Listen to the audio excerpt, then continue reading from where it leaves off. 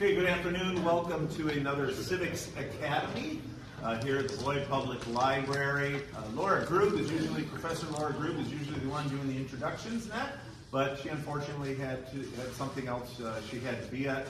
So, of course, mention her, Emeritus Professor Jeff Adams, many others that have really worked hard and thoughtfully to put together this program. I think we're in our second or third or fourth year here running. We've had a lot of just wonderful, wonderful programs. We have John Light, the county administrator here today. He's been here in his position for over a year, so he has no excuse to fumble any questions or any misinformation or anything. He's going to do a fabulous job. I've heard him speak before at Rotary, and not only a great guy, but also really smart and knows his stuff. I do want to thank again, the Beloit Public Library, the Beloit Public Library Foundation for sponsoring this, as well as the State Line Community Foundation for sponsoring the lunches that we have today. So I'm going to let John introduce himself as he begins his remarks and presentation. So have your questions. One last thing, I will have a wireless microphone at the end, and you have to wait, raise your hand, I will come over and give you the mic, and we'll move it around that way, okay? And that helps everyone. It's not just because I want to move around the room, but there are people with hearing issues. It also helps with our online, so appreciate that. Ladies and gentlemen, John Light. Thank you. Good to be here. Thank you also for that build-up, like I'm a great public speaker, a wonderful orator. I hope I live up to the expectations. Like I mentioned, I'm John Light. It's nice to be here today. If you've heard some of the things I've said, so we've met before, some of this might be a little familiar to you. Ask me questions at the end. I'll do my best to answer your questions. A little bit about me and my background. Professionally, I started working in this business a long time ago. Started in human resources, really as effectively the secretary to the director of human resources in the city of Michigan. From there, I worked my way to Colorado. Worked my way up within a city in Colorado outside of Denver. Came back to Illinois, primarily because my brother was coming to a business school at Northwestern. So I was going to try to help him out. So that's how I landed there. Worked in a big organization and worked in various places in Illinois until coming here. The tie that I have to the region and why I chose to apply was really because my son, my second youngest son, I have two kids, and I'm sorry about that, I'll turn that buzzer off. Hazard of the profession was that he was doing a little bit of genealogy work. And my family does have long ago ties to the county, different regions of the county, so they were here on my dad's side. So that was the tie and the interest why I threw in the resume. The other part of it is I wanted to be a county administrator. So that is something that I enjoy doing. I've done it before in the county in Illinois, but I like the job. I like the dynamics of the job.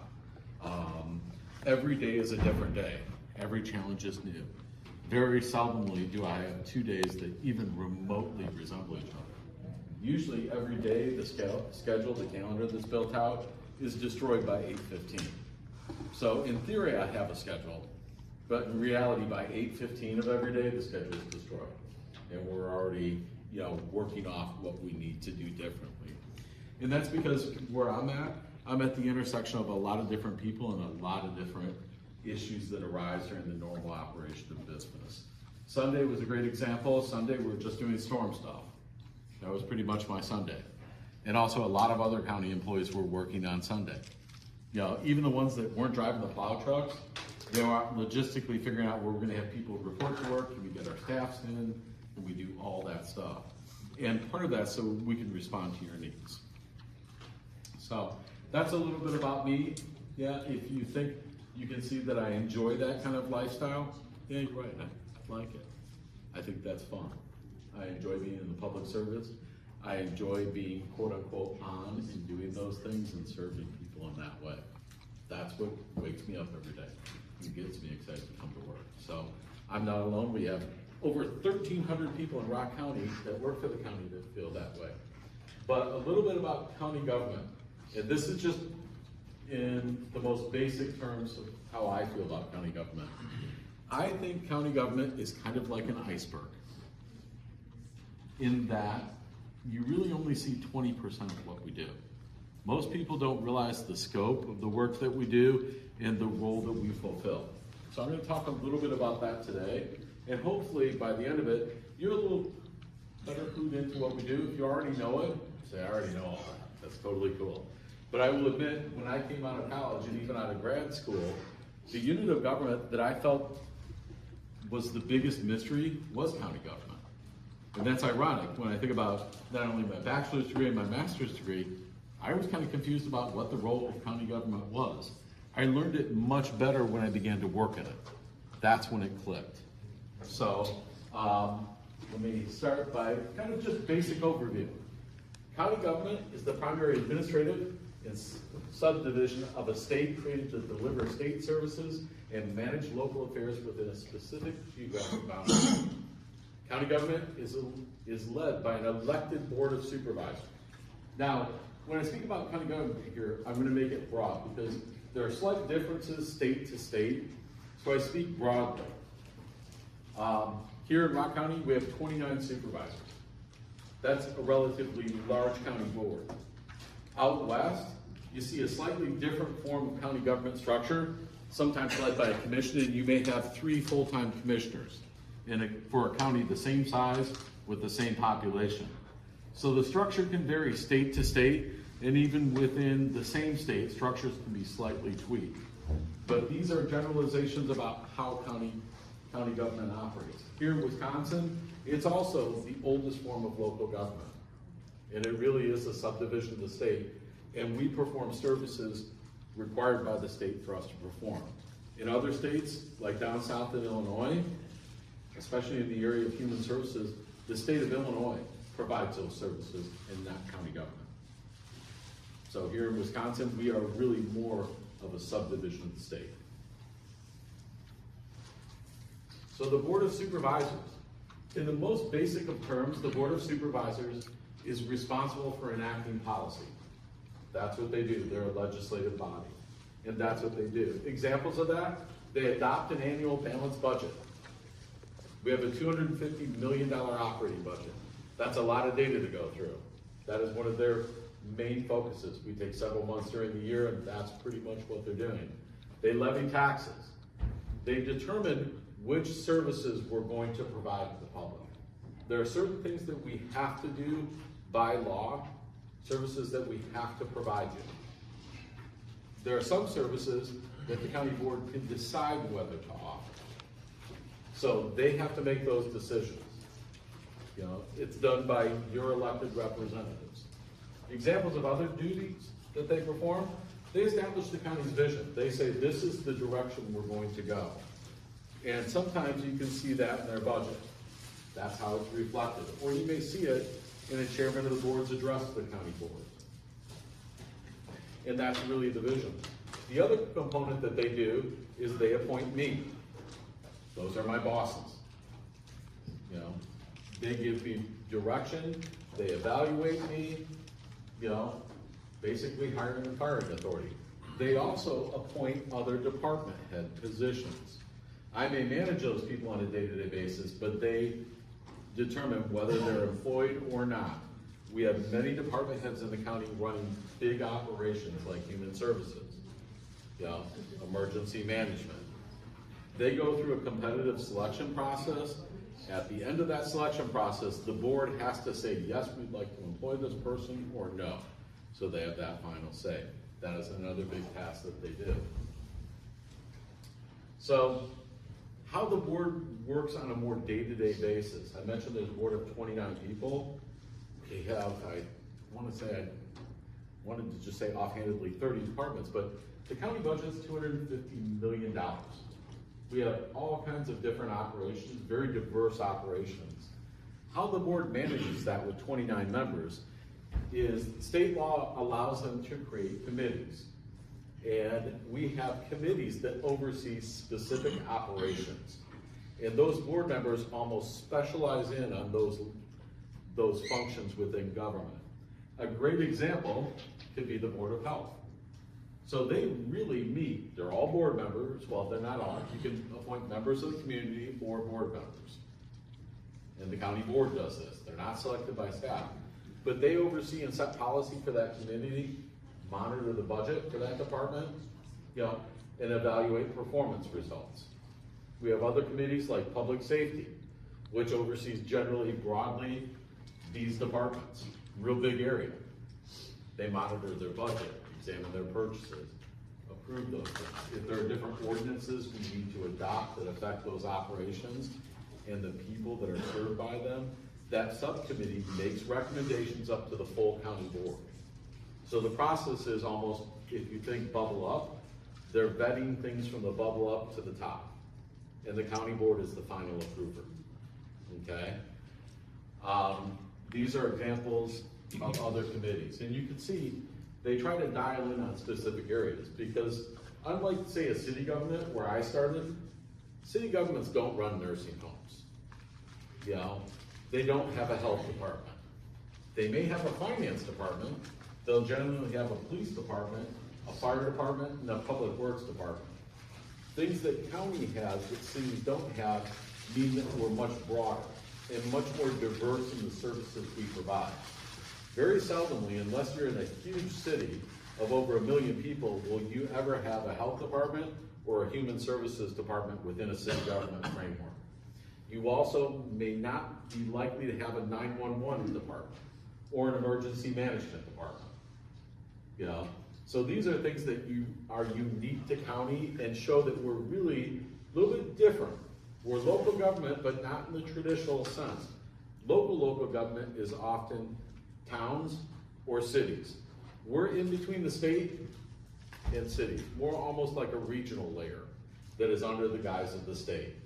So even when we approach things almost on a regional basis. Rock County, what's the best for Rock County?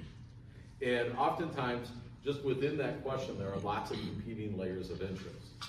And some services, believe it or not, are more effectively or efficiently delivered at that regional layer of government than at the city level. And the reason why is just the old economies of scale. Once you get to a certain point, it's more cost effective when you're a bigger operation rather than a small one. So that's a little bit about how the board committees work. The county board chairman, our Rock County board chairman is from Beloit. He is a Beloit resident. You know, Kevin Levy is the Rock County board chairman.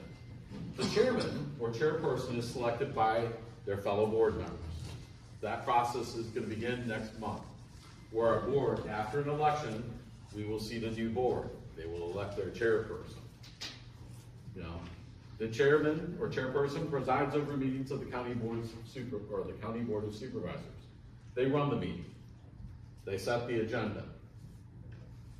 They administer oath. They sign the ordinances. Until it's signed, that's the last official act, then it's fully enacted. They commonly act as the spokesperson for the county board. They provide guidance and direction on moving issues through the board. Why they do that is because they're elected by their peers. That shows that they have the majority support of the board. They're the barometer, or they can be the barometer of where the board's at on issues. And they typically appoint committee members, so they have power of appointment. So that kind of gives you an overview of where the board works. County board, unlike the typical city council, you know, imagine trying to get 7 people on the same page at city council. Chair Levy's job is trying to get 29 people on the same page. Or if you think about it, just a majority, he's got to get 15, you know, to get them on the same page so that we can move the piece of legislation forward. That's if the vote only calls for a majority. If it calls for a 2/3 majority, because different things require different votes, 2/3 majority, if we're gonna amend our budget, like take money from here and put it over there, may require a 2/3 supermajority. So it becomes a big math problem. So county government, the coalitions you're building are much bigger and much broader. Because it's not just, for example, at city level, you have a community of interest of just Beloit, but when you go to the Rock County level, you have Beloit, Evansville, Turtle, Janesville, Town of Harmony, you know, Milton. So you're trying to build an even broader coalition to move something through the process. And the process is designed so that you incorporate many different points of view, and you get broad-based support for initiatives. And the board sets those values by legislating certain things, and those are your elected representatives. So, in addition to all those folks, there's a whole different set of folks. Those are our county-wide elected officials, constitutional officers. They are elected directly by the people. And, the most visible person is the sheriff. The sheriff, elected by Rock County residents, is the chief law enforcement officer of the county. That's his or her job. And they're elected by you. Sheriff has a myriad of responsibilities, much broader than that of a chief of police. And in many respects, very similar, but it also has a bunch of other things. So for example, chief of police at the city level operates a patrol department, and then probably has a detective bureau, and maybe a couple specialized units. We have those same things at the county level that the sheriff operates, but they're bigger in size. Patrol may be bigger, special units may be a little bit larger. But he also has to run, or she has to run, the correctional side of the house. And corrections is a huge undertaking, and fundamentally different than the traditional law enforcement side of the house. Because you have to operate medical treatment for prisoners, because a lot of prisoners have medical issues. They may have mental health issues. You have to provide security for people who really don't want to be there, and they have a lot of time to think about how they get out of there. You have to transport those people to and from different places, including medical treatment, courts, and provide for their security. Sheriff's Department also provides basic security for county facilities. Like our courthouse is, I refer to it as a hardened facility. You go through metal detectors. And the reason why is that we may have people in there that may want to do bad things. So we don't want to give them an opportunity to have a weapon or to procure a knife and harm somebody. And the only way those things are getting in there is because someone's sneaking it in there. Because our job is, the sheriff's job is to provide for the safety of the courthouse, the people in it. So it is a much broader job when compared with the chief of police. Some other ones, county treasurer, register of deeds, county clerk, clerk of the court, and the district attorney. Now these are countywide elected officials. So they get elected directly by the people too. They lead and manage departments with specific functions. Often those functions are near and dear to your hearts. That's why my guess, without reading a textbook, is that's why it was decided way back when that you should elect them. And these are all part of these folks are all part of the county mix too. And you're beginning to see like, wow, there's just a lot of people in this mix. That creates the dynamic nature of county government, because everything's constantly shifting. What you do at 8 o'clock may not be what you know at 8:30. There are just many different people. So the flow of information, and I've worked both in city, county, and school districts, within the county, the flow of information is so much more rapid than it is at other levels. And it's perpetually shifting, because there are so many different people and communities of interest there. So, hey Supervisor. So some fun facts about Rock County. We have a total budget of about $253 million. So that's really the total budget. 1,398 employees. And that's across all the departments. So you're starting to get the picture of, wow, that's a lot of people. In our park system, there are 18 parks, 23 lakes, and 4 trails. So those are just county parks. A lot of times those are not in your municipal areas. So if you're looking for parks outside of just a city, like City of Beloit, you're gonna find county parks. Our 911 system, that's a countywide service, and it's often something that you don't often see. When you live in a city, I do and have, and you call 911 for service, so you're afraid of something, or you want a police officer to check into something, oftentimes you see that police car But what you don't see is that we take that call. We dispatch that officer. And the county has a 911 building. Some points of pride, our 911 department is, this is a point of pride in the county, is one of the best in the country.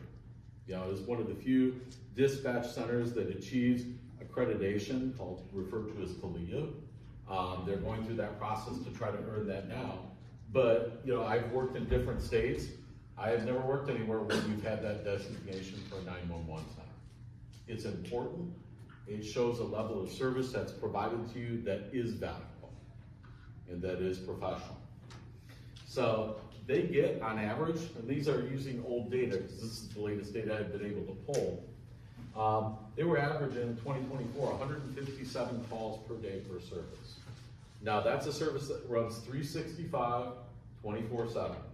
They don't get snow days. There's a blizzard, they're still working. As a matter of fact, over the weekend, our director of 911 was sleeping on a couch because that's where he slept. And that's to make sure that we still deliver service.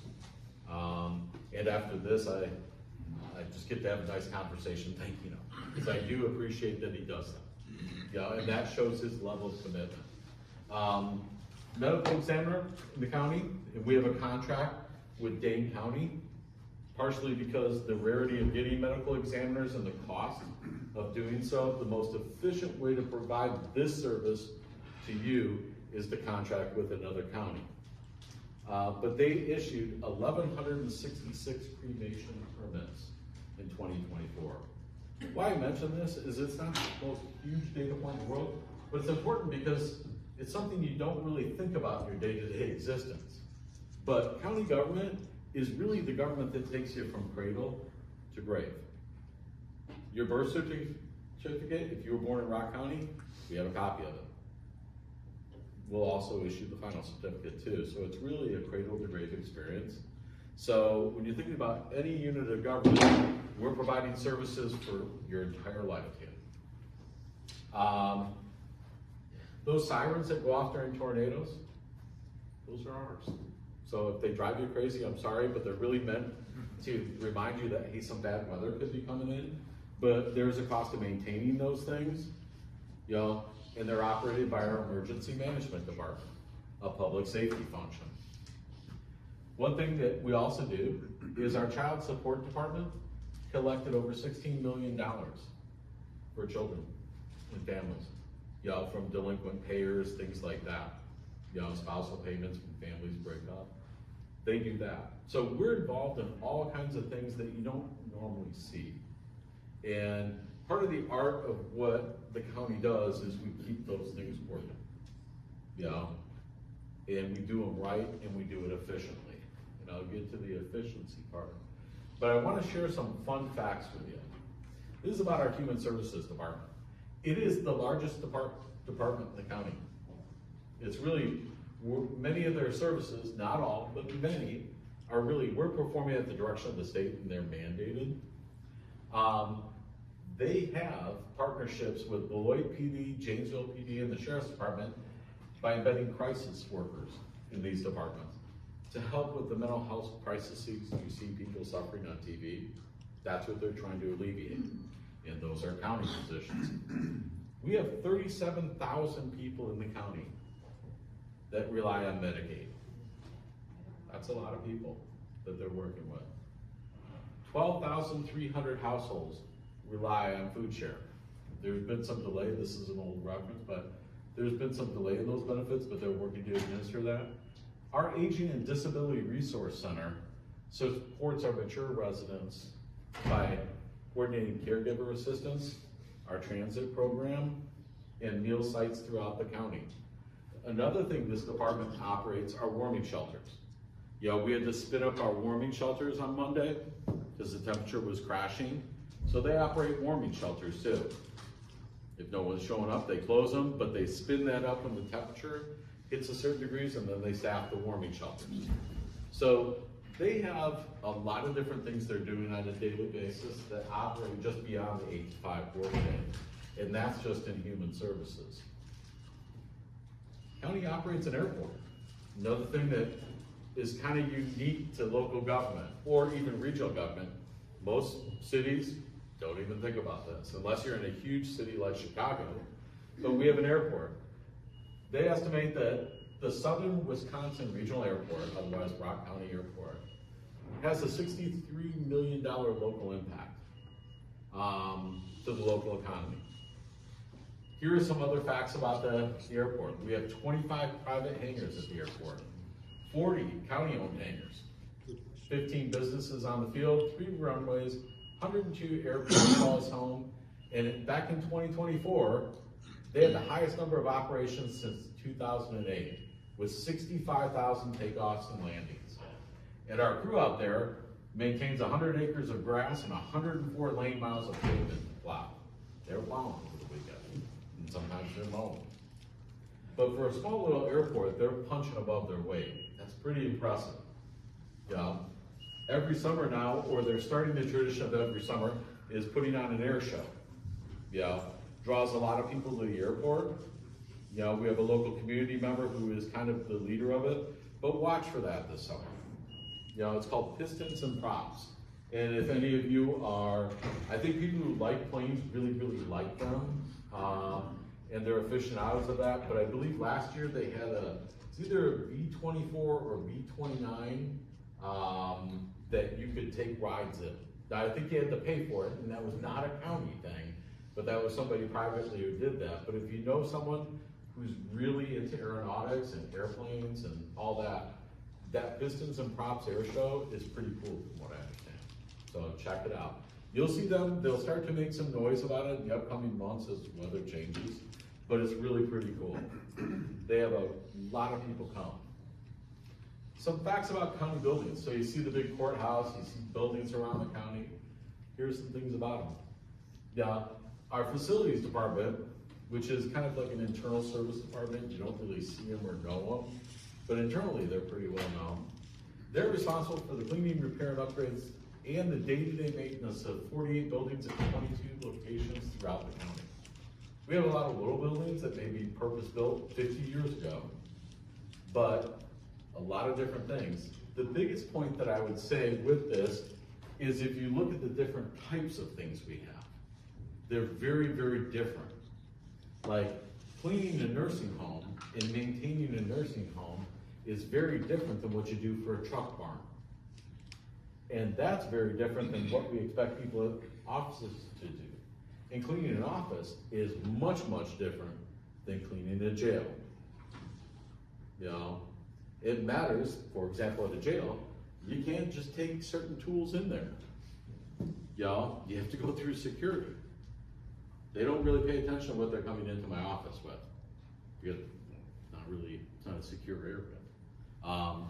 The nursing home, you gotta be careful with what you bring in there and what you're doing, because you have people who may be at risk for certain health conditions when you're working in that building. But our facilities department is a massive undertaking, and square footage is well over 1 million. But it's also the diversity of what we're maintaining. A lot of our buildings, our newest buildings are out by Route 14, and public safety focused. Some of our buildings are pretty old, you know. So the building you see on the right, you may recognize, that's the front of the courthouse. I think that was redone in 1998, and it has a big mural on it. That's probably, I would say either that or the law enforcement center on Route 14 are our most noticeable buildings, if I were to venture a guess.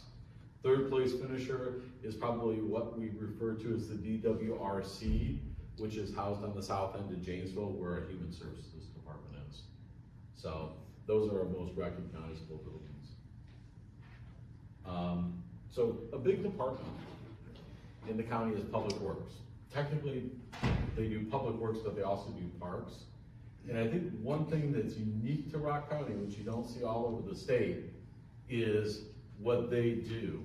And one of the things that this number of lane miles is driven by is towns within the county contract with us at county government to provide road maintenance services. I suspect that has been, from my understanding, that's a practice that dates back here in the county. but it's driven by the cost of providing those services, specifically the equipment. And they have found it more beneficial at the town level that they can contract with us for those services because it's more cost effective to them than them providing it. So our Department of Public Works, they maintain, 2,640 lane miles of road. That's a lot. That includes parts of the interstate and state highway systems, the county highway system, and town roads. Our responsibilities include snow removal, constructing and maintaining infrastructure, paving, mowing, bridge repairs, and crack filling and pothole repair. That's a lot of work. And what's unique is our relationship in Rock County is strong enough with the towns that they trust us to do that work. That's not the case everywhere.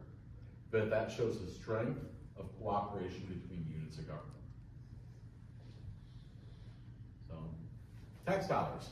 This is taken from our last budget. So, it's intended, based upon a home value of $250, to just kind of show where the money lands.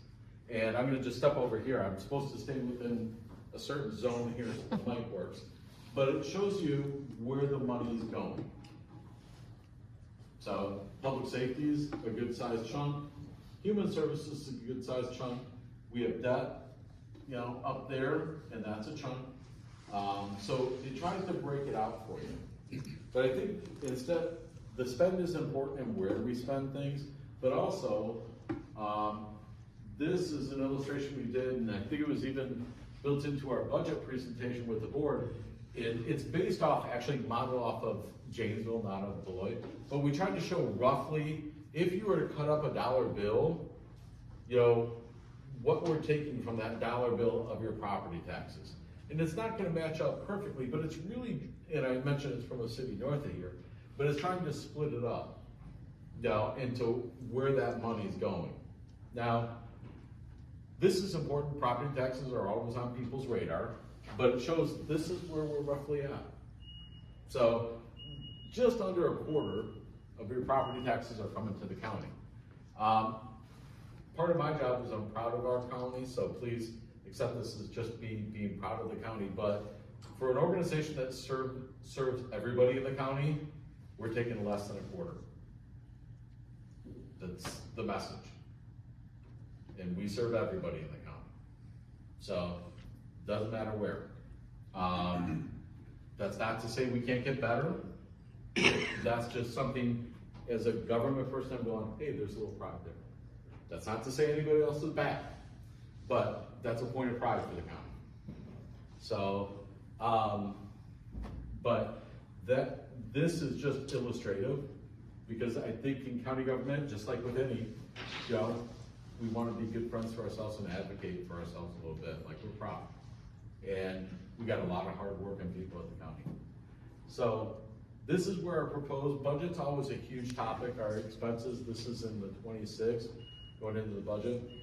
Overall increase in spend was 2.45%. Okay. This is where our revenues, our estimated revenues were. They'll still fluctuate a little bit because as like sales tax can go up or down depending on cyclical effects in the economy. This just tries to show like where it comes from. A big chunk of it comes from intergovernmental resources, i.e. that could be funding from the state. So it tries to break it down into where the big revenue sources are.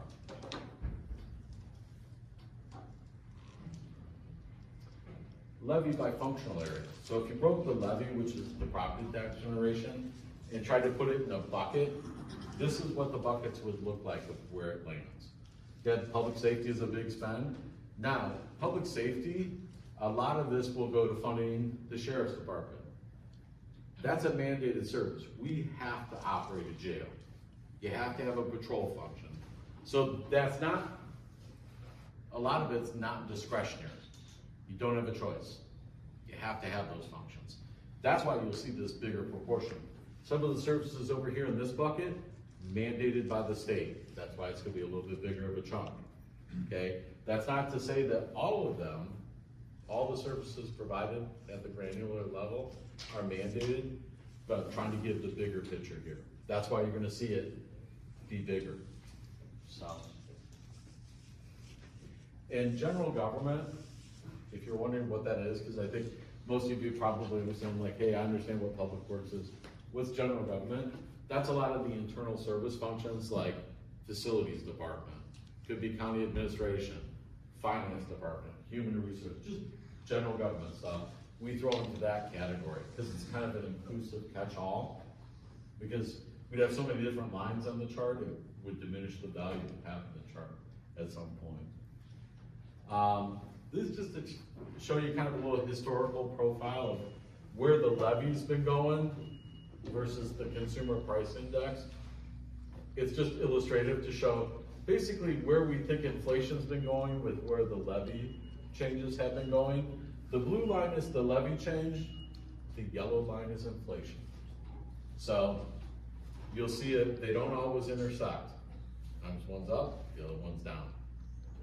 So just again to kind of show you a picture, these are things that we showed the board at the highest level when they were going through their consideration of the board. One of our biggest expenditures at the county government level is people. You know, people comprise employees, the biggest share of our operating expense, salaries and benefits. You know, and I'm going to give a little plug to our county again. I think our county has always been fairly conservative in how they spend the money. You'll see that, you know, for a long time, the CPI may have been higher than what the raises were. You saw the spike that pretty much everybody faced when inflation got way high. We've always tried to stay within the realm of reasonable. And our board is very attuned to the fact that this is our single biggest expense. You know, and I have a couple of board members joining us today, they would probably nod their heads and say, yeah, we know, this is our single biggest expense. If you ask why, we're in the service business. We're providing services, and the biggest input into the production of providing that service is a person. So this is always a huge piece of the debate in the budget is wages, but also the benefit costs. Because as you know, if you've operated a business, benefit costs are growing at sometimes a greater rate than just inflation. And we're talking about things like health insurance. That's what we're talking about. So this is always a very important part of the discussion within the budget framework is where these things are gonna land. Yeah, and it is a big workforce, and within that big workforce, the job classifications are totally different. And that's something different too. You have police officers, you also may have staff psychiatrists over in human services that work with kids. So you're talking about totally different wages, totally different things that you're trying to balance out. That takes a little bit more time to get through. So, in closing, thank you for having me this afternoon. Of course, I'll answer any questions. I tried to leave enough time where there could be some. Yes? Yeah, could you just talk for a minute about your county court system and how the responsibilities and costs are split between the state and the county? If there's an example, like, do you mean like, for example, in human services? I'm talking about the courts. Courts. They changed it. They're gonna give us a bigger share of the fines, and that the way they changed it, they put us on what I would consider a variable funding stream instead of a guaranteed. My opinion is historically states, and it's not just in Wisconsin, have never covered the full cost of the services they're mandating. Courts is one of those areas where they could do a better job. I think in responding to that, what the state legislature did at their most recent session was put in more that we could pull more out of fines and fees. The problem with that is it's variable, it's not consistent, where the cost of the court operating is pretty consistent, and it hasn't been 100%. So I would argue if, you know, that we need a steady source of funding, and if we're performing a state function, the county is, and someone else is telling us we have to do that, then that's a cost that should be borne by whomever is making that rule. Fair? And I'm asking, I do have two supervisors who can say, yes, John, or no, John, you're way out of bounds, so, any disagreement? Okay, so. Okay. Oh, hi. Hi, Brandon Buchanan here. You'd mentioned earlier about the debt as a kind of roughly 10% of the budget. And, you know, for people who are homeowners, you know, who most have had mortgages, there can be good debt, there can be bad debt. Can you say why we have that debt and what some of the biggest drivers of the debt that money has been spent on? Sure. Some of the biggest drivers of debt are infrastructure, or the biggest driver of debt is infrastructure. When you saw some of the pictures of the public safety complex, new jail, sheriff's patrol, there was a big bond floated several years ago to pay for the construction of a new jail and facility out there. So many of the projects that the board has decided to undertake over the years, they haven't been, opinions can vary on what good debt versus bad debt is, but they've primarily been for infrastructure spends. Now, whether they were the right infrastructure spends or not, that's a political question, but I would say as the administrator, they've been for infrastructure spends. So the jail is a big one, but we're finishing off paying for the nursing home this year. That was another infrastructure spend, okay? Because you're spending for the building. Now, whether you agree we should be in that business or not, that's a different question, but the actual building to me is infrastructure. That's what I would consider it. Roads is another popular one. Like the board just issued 1.8, or we're in the process of issuing bonds for 1.8 million. We still have to go through the entirety of the process, but that's for County Road J. To me, that's infrastructure. So, depending on what you view as good or bad debt, there are all different kinds of philosophies on that. That's, again, a question of what the people want. But our county board has always been pretty disciplined on what they will bond for, and usually it's for what I would consider infrastructure. You know, like a building, a road. You know, that's what they're spending the money on. So, I'm gonna ask the board, because I got two in here. Any agreement or disagreement? It's not, but that's pretty much what we spend it, yeah. So, yeah. I have two questions. One sort of a follow-up to that question. And that would simply be, is 10% of the budget for debt, is that high, low, what one would expect? If you ask me in the perfect world, we'd have that cash on hand and could build what people wanted. I'm not in that perfect world. No one's in that world.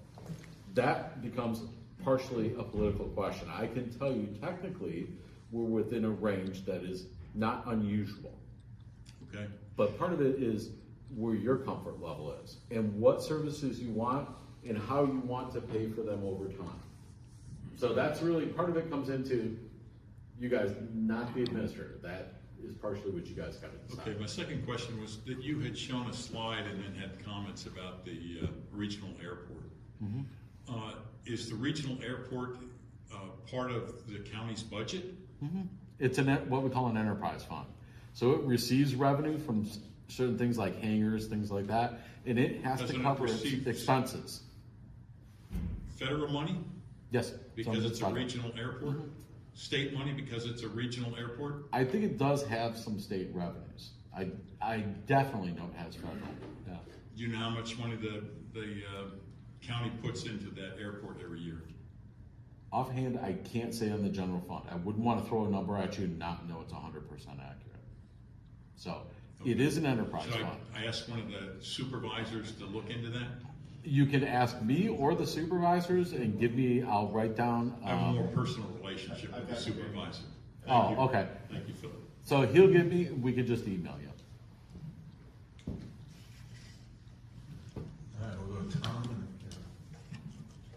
So I understand that the county can pass ordinances and cities, of course, and I suppose other bodies also pass ordinances.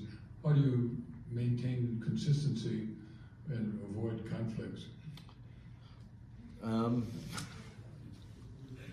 Well, oftentimes, county ordinances are really gonna be, and I'm generalizing, they're gonna be more applicable in what I would refer to as areas outside of the cities and the towns. And what our board will make ordinances about has a much, it is well-defined areas, and usually there isn't necessarily conflict, because state laws will govern that city ordinances apply in certain things and counties don't. So there's kind of a pecking order, and you know, when those things don't align, that's the guidance you're gonna go with, is what the state says controls for this piece of land. And in many aspects, counties, just as a practical matter, don't go into ordinances about city things. Cities kind of govern within their framework, towns kind of govern within their framework, and the county government often operates at kind of what I would refer to as a 10,000-foot view, you know, because you're kind of having to look further down the event horizon, because you're really governing at a regional level.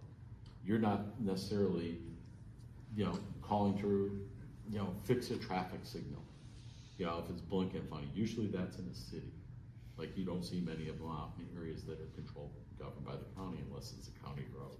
So in my experience, we just haven't had that. I've never had it where our ordinance conflicts with a city or a town. And if they ever do conflict, there's a pecking order within state law that says this unit of government controls for this area. And usually it's the city controls where it's a city, the town controls where it's a town and there isn't a city border. And then in all other areas where they don't have authority, then it would be the county. So. I would think there would be certain areas, for instance, environmental issues, for instance, that may look very, very differently at a local level than they do overall in the county. Mm-hmm. Yeah. I wouldn't be surprised if you see things overhauled at some point, you know, and who applies to what in the next 40 or 50 years. That's a personal opinion, but I think they're gonna have to look at that as things just evolve, you know, and government's changing. Things aren't the same as when I started. So I think that that'll be a question for the public and voters, how they change that and how they reimagine it, you know, and who applies where, what law applies, who makes those laws, who provides what services. I think that all could be on the minds of voters someday. You know, I don't know if it'll be within my career or not, but you might decide many different things. And you see it in different states now. Who governs what is changing. So. Over here first, Caroline. So I think my question is probably a follow-up to that one, because of the new controversy over the data center that might be put up just north of town here. What role, if any, does the county have in that kind of event? And I think that goes to some of the environmental questions and some of those kinds of things. Does the county have a role in whether or not a data center is going to be built? Different components of that question. The final approval of whether a data center will be built in the town of Beloit will be the town board. It will not be the county board. So the town board controls for what is built within its boundaries. They're the final approval. Okay. County has a role in the bigger picture in economic development. We have a component where we will connect any economic development and advise, because we have data points that companies may want. So there are two different questions within that. One is just the broad economic and being like a connector. If you want to call, we'll connect you with, because if you're calling, you may not know where to go. If you want to develop a parcel in unincorporated Evansville, being outside of the town boundaries, which government am I calling and who's that? That can be part of the development process, but that's more advising. If you're asking final approval, who makes the call up or down? In this particular case that we're talking about, it would be the town board. What about the environmental impact? I mean, theoretically, there's water impact, it may impact the river. My understanding is they take a lot of water, they heat it up and they put it back. That's gonna have a pretty big environmental impact. Would not the county have responsibility for the river? I think that would be the state DNR, who would be the ultimate, you know, say what happens with that. But I have two board members. And also, this development What's is that? also about the municipal water system. So the And state water from the city of Beloit. what happens to the heated water? We don't know. We don't have any answers on this. Sorry to take over. Oh, That's okay. We can talk more after this, but we don't know anything about the details of this project, and we heard from the town board and the town administrator just a couple days ago that they've heard no communication from the company at all since the start of the project. They've just gone radio silent. They already didn't have any details. They didn't have a signed letter of intent. So at this point, I think it's a little bit unreasonable to get more details from this company. I'm sorry. When I say the DNR is a state agency. Okay. So I just want to make sure. You know that. I assumed you knew, but I thought, well, I did, sometimes in government world, you throw acronyms around and you go, okay, well, I assume you know, but I wanted to verify. Right? Yes, ma'am. Yeah, the question that I have is this data center has been very controversial, as you know, and there was a county employee who's in charge of economic development, the manager that has been assisting the town of Beloit in this proposal behind closed doors, and help them create a TIF and how to do a TIF. And my request is that the county of Rock County requests that the DNR do an environmental impact study. That would include not only the pollution from taking water from the water table, the problem with light pollution when Rock County, the river, is a corridor for migrating birds, light pollution, and the impact on the Rock River. Rock County can ask the DNR to do that, not a complete feasibility study, but what's called an environmental impact assessment, an EIA. And so I'm suggesting, if you want more accountability and more transparency to the citizens, I think it would be very prudent if you made that request to the DNR to have that study done. In addition to helping the county or the town figure out how to give a tax break to $1 billion company. I mean, that gives me heartburn. Why on earth, when you have Meta, which had a shell company coming to the town of Beloit, little town of Beloit, and asking for a tax break. So, two-part question. So, the question is, can you do it, will you do it, and how does that proceed? Well, let me try to answer that. First of all, I'm going to note what you're requesting and convey that to the board and the applicable committee, because it's not my decision as the administrator, because that would be looking beyond what my scope is. So I can't overpromise, but I will convey. So I'm going to make a note and try to write it all down. In terms of the negotiations between whatever the town and the company or the owner of the development, we aren't involved in that. Yes, you are. James Einstein, who is the manager of your Economic Development Corporation, I understand was meeting behind closed doors with the town and helping negotiate this proposal. And emailing directly with the company. That's in public record. So Yeah. Let's be honest with folks, John. Yeah. Well, I'm not familiar with that part, so I can't speak to what you're saying or what you're not, so I wouldn't want to comment and be misleading, but I have to pick up on that before I can give you an answer one way or the other. But the economic development manager talks about, doesn't make decisions, policy decisions on what business should go where. Their primary purpose is economic development throughout the county. The actual decision about when a business comes in, that's a local decision for the cities and the towns. The county board does not make a decision on this data center. That's not the county board. I understand. I'm asking you to request a committee to request the DNR do a feasibility study, an environmental impact statement. That was my question. Sure. And I understand that the county doesn't have an impact on that decision. It is the town board. But your manager of economic development was actively helping negotiate the proposal, and that has been in the press. It's pretty much the open record. I will convey your request to the appropriate committee. And then you'll give me a follow-up. Leave your information with me, and I will see what I can do to give you a follow-up. Oh, is this your Yep. contact information? I keep prepared.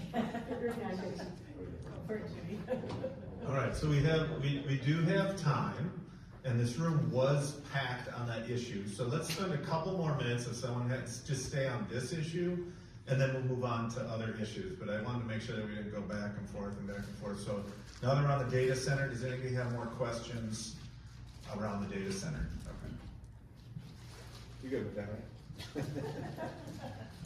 So you explained how county services, you serve everybody in the county.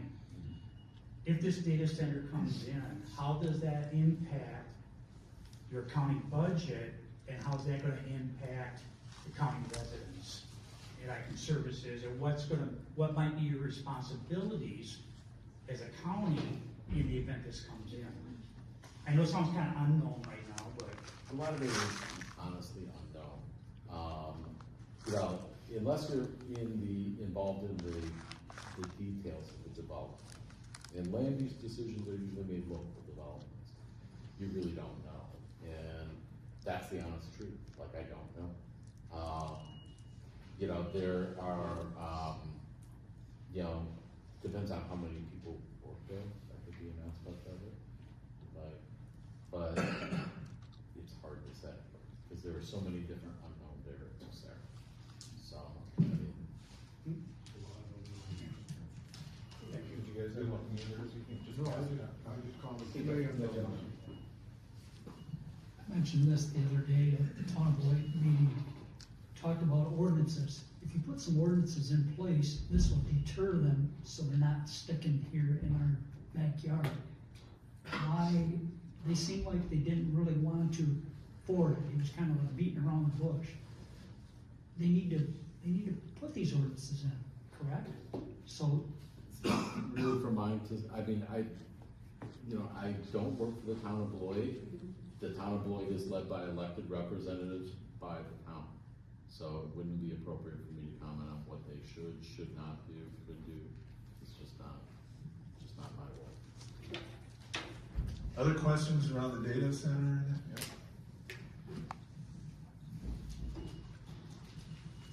I just want to add a little more context and just speak for myself as one supervisor, not for the full board. I'm Phil Corman. I represent the district, the part of the town of Beloit and the city of Beloit where this data center is being proposed, actually. One bit of context I want to add, especially in reaction to your question, is I've heard concerns already, and these concerns were really repeated by our corporate counsel, our county attorney, that a law change made a couple years ago around repealing the personal property tax might make it so when we're assessing this property for how much it's worth, for how much tax value we can get from it, how much it can help our budget, that we're not allowed to count the value of the computer equipment inside of it, which would basically make it have the value of an active warehouse, potentially. And these companies are incredible at challenging property assessments, trying to drive them down over and over again. So I think we really need to be very careful looking at these projects. And I heard 700,000 square foot proposed on one of these documents, but we don't know the size of the investment, whether they would challenge these assessments or not. And these are all kind of just agreements the town would have to get that are unknowns. But I do think it makes it less of a attractive thing from a property tax perspective and from a revenue perspective than we thought it might be. We just need to be really suspicious of these companies and their promises. And I would encourage and even though I can't make a contract with the company as a county board, like the town board can do that and we can tell them what they should be doing, what they should insist on. But I do want to add on the economic development front too. And I really suggest, John, you read the emails that have already been released from the public records request and are being reported on, because it seemed like the James Otter Center was doing a lot more than just providing a basic uniform public service. It seemed like he used the words, let's keep our pedal on gas in regard to this. He was having monthly standing meetings. And I get why, and that wasn't able to be disclosed to us. And I think really the mistake that he made was signing the non-disclosure agreement. And I think we need to, well, and I think the town administrator should have, and the new town administrator said, what night was that, a couple nights ago, that he would not sign an NDA and that he had ethical problems with local officials signing NDAs. And I kind of agree with that. So I think one thing we can do as a county, and something I'm taking action on, there's something in your email, John, that's waiting for you, But I think we should really take measures to limit the ability of public employees to sign NDAs at all. Because we would have known about this a year ago, we could have started educating the public a year in advance. We didn't have the opportunity to do that, and that's because people sign these things. And also, right now, we don't know if there are other non-disclosure agreements in other places in the county with other towns, with other cities. And because county staff were the people who were being the matchmakers between these projects and these property owners, like if we're playing matchmaker and then signing NDAs, that's keeping the information out of the public light. So I think that's something fundamentally going to change. Have to change. I'm introducing a resolution to that effect that hopefully will be fading on Monday. But yeah, sorry, I'll get off my soapbox on that. I'm available for any questions after. And again, just speak for myself, not for the whole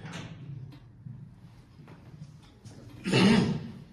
Okay, any other questions that the county administrator can answer in relation to this? Or is it change the subject? I guess. Okay, all right, go for it. Thank you, John. Maybe a little bit closer to Beloit. There are numerous, and I don't know the exact numbers, but I think over 200 unoccupied properties in the city of Beloit. Most of them are on tax foreclosures. And my understanding is that the relationship between how the county addresses tax foreclosures and the city are at odds with how we've typically kind of handled or been able to get rid of some of these non-occupied homes. And I'm just wondering what your position is and if you have more information to talk about on tax foreclosures that allow us to take control of some of these properties. What I can share with you, it's not a personal position, is that a Supreme Court ruling changed and it forced the county and the city to change the way they, handle tax foreclosure properties.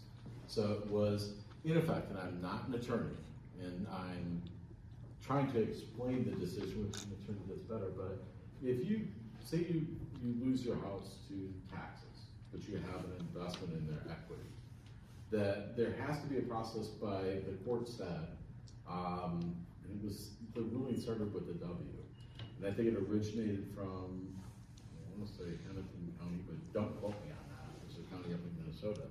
It doesn't allow for us to do this tax sale the way we used to. Now, it forces a change in how we've done business and how we work with community-based organizations. And we're right now just following what we believe is the guidance given by the Supreme Court and how we have to handle that. With every law, and I'm not an attorney, it seems like over time, precedents, when the law is challenged, is the court may view things differently as the law gets a little older. So I think it's going to be an evolving situation. I wouldn't say the city and county are at odds, but the county has to look at it from a certain perspective that if we're violating the law, the county owns all the liability. And that means the only way we pay for damages is if we tax people more. And that becomes that risk assessment. If you're going to push the edge of the envelope with the law, that is really a policy decision. And you'd have to ask the people with the budget authority. It wouldn't be my decision. I would give an analysis. But if we were to kind of push the edge of the envelope, as I refer to it, and say, well, let's really take a chance, then you're talking about that becomes a legislative decision because there could be a financial impact, and honestly, a pretty big one, depending on how far. You are correct, there has been a change. The change was, the nexus of the change was the court rule. And the county was forced to basically do a reset in how we handle that. We're aware it's a pain point, trust me.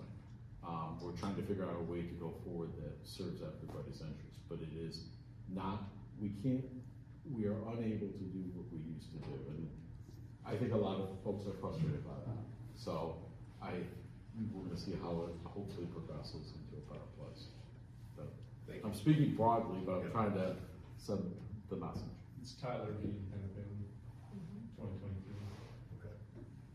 Hey, John, can you, in just the last couple minutes, can you tell us about maybe some 1, 2, 3 exciting kind of projects or anything that you see Rock County going forward that you're excited about? I think pretty much anything the county's doing is successful right now. There's one thing the county is really good at, and this is what we're supposed to be good at. we're not a high-risk enterprise. We're not gonna do anything that you go, wow.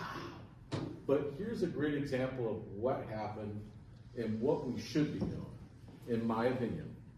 Over the weekend, between the storms on Sunday and Monday, someone in the county went into labor. They couldn't just get to the hospital. I mean, the roads were not passable where they were. But through the coordination of the sheriff's office, our public works department, Greene County Public Works Department, and police agencies, they got a woman in labor to a hospital so she could safely deliver a child. And you're talking about people pushing snow, yanking people off routes, in storms getting a police car, through all that crazy snow and ice. That's what you pay us to do. And that's, if you're asking for what's good, it's not just some big building. It's that. The little thing.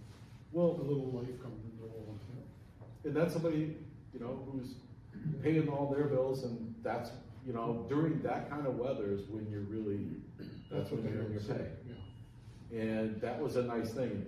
No one's asking for credit. These guys didn't even ask. I'm probably embarrassing them even talking about it. And I would even have to ask them before I say, hey, can we take a picture of you? And just go attaboy. But I think they honestly view that as a day's work. But hooray for them. So when you're asking me what's good about Rock County, it's those guys. That in Madison too, it was on the news, Madison, they had a lady 3 a.m. in the morning at emergency, and they had a call truck that actually helped them out and got them to the hospital. Yeah. That's what, if you ask me why I like being here, it's those guys. Because that's it's most basic what you're doing. When times are dark, they get there. And that's not just public works law guys, that's, the deputy, the 911 operator who probably slept in the building. And I'm not joking, our 911 director slept in the building. To make sure he could be there, because if someone else couldn't make it in for a shift, he knows how to do the work. So that's part of exciting things in the county. It's the level of commitment in a nutshell. All right, great. And as you said, you being here, this is what drives you. Yep. To be at the county. I think being in this room is really, really important. And why we have the Civics Academy is because a lot of that stuff is just laying out. If we don't have the foundation of the way things are working, we don't have the foundation of the kind of responsibility and the scope that John as county administrator or city administrator and what they're dealing with, then we're all just yelling at each other and not from a basis of knowledge in that. So I think this is, what a great room. Everyone, it's packed in here. John, thank you very much for the presentation. Just lastly, I think all of you know this because many of you have been here and will be here again, but next month, Elmer Moore is coming in from WHEDA, WHEDA, which is the Wisconsin Housing and Economic Development Agency, Association, something like that. The last A is the only thing I'm not unsure about. And he'll be here and talking about the housing issue and that. So again, laying more of the fundamental, there was a question about housing and that kind of foundation. So as long as this program has been around and you've been coming, it's just added so much to being a civic and civil place that we live in. So thanks, and we'll see you next month.